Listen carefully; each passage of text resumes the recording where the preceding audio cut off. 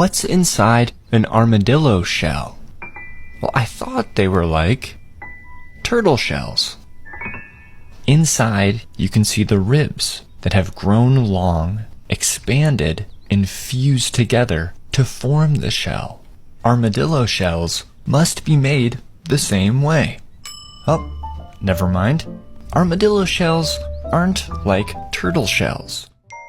Because, watch closely. Here are the armadillo's ribs.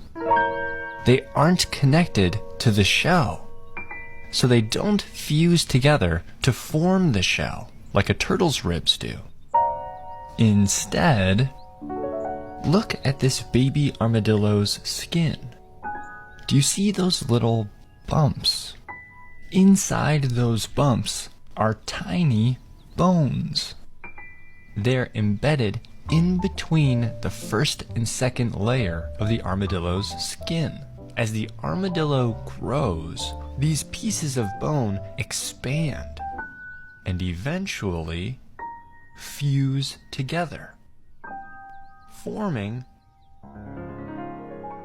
the armadillo's shell inside their skin.